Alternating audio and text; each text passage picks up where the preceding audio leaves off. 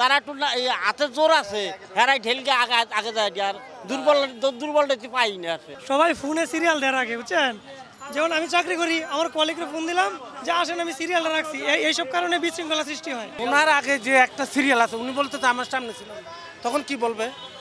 উনি তো ওনার আগের লোক, উনি হয়তো আমার সামনে ছিল না, এইটুকুই। এই ভাইয়া উনি সামনে ছিল বুঝছেন, ব্যাগ কিনতে গেছে এল সিরিয়াল দিয়া না। ওরা আহে নাই না, ওরা আসে নাই, কেউ মিথ্যা কথা বলতে পারবে না। দোকান বন্ধ করে গেছে ব্যাগ কিনতো।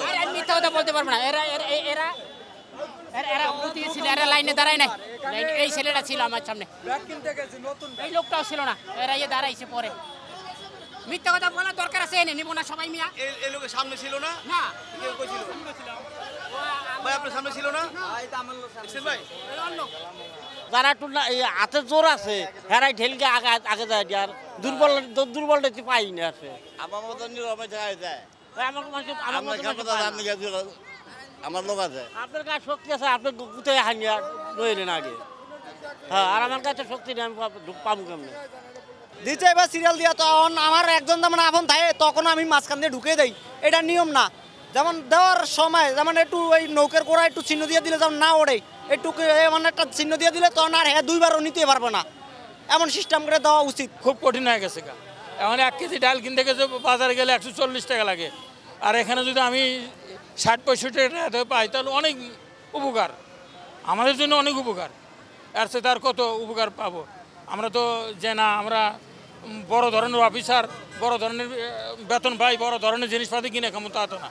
সরকার যে কম দামে দেবে এই কম দামেই আমরা কিনে খায়া কোনো মতো জীবন বাঁচাইবো। সবাই ফোনে সিরিয়াল দেওয়ার আগে বুঝছেন, যেমন আমি চাকরি করি, আমার কলিগকে ফোন দিলাম যে আসেন আমি সিরিয়ালটা রাখছি, এইসব কারণে বিশৃঙ্খলা সৃষ্টি হয়।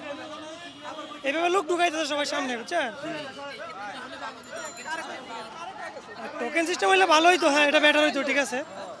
এখন এটা তো হচ্ছে না, এর জন্য বিশৃঙ্খলা সৃষ্টি হচ্ছে অনেক।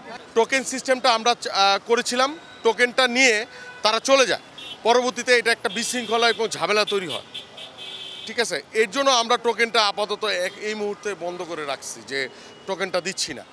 কারণ ওই ঠিক এই ঝামেলাটা করে, মানে ওনারা টোকেন নিয়ে চলে যায়, পরে এসে মাঝখানে ঢুকে ঝামেলা করে, মানে মারধর ঝগড়াঝাটি করে, এই ধরনের একটা প্রবলেম হয়। যার ফলে আমরা কি করি, প্রত্যেকের ভিডিও করে রাখি, ভিডিও করে রেখে ওনাদের চেহারাটা রেখে দেই। রাখার পরে যদি কেউ যদি বলে যে না আমি লাইনে ছিলাম, তাহলে আমরা ভিডিওটা দেখি, দেখে যদি আপনারা হয়তো দেখতে পাইছেন যে আমরা ভিডিওটা খেয়াল করছি উনি লাইনে ছিলেন না, তারপরে উনি বলতেছে লাইনে ছিল, আমরা দেখলাম যে উনি লাইনে ছিল না, আমরা ওনাকে রিকোয়েস্ট করলাম যে উনি চলে যান, আপনি পিছে চলে যান, উনি চলে গেছে। মহিলাদের ক্ষেত্রে ঠিক তাই হচ্ছে। আমরা বোরকা পরে আসলে অনেকটা বোঝা যায় যে সে ধারণা করা যায়।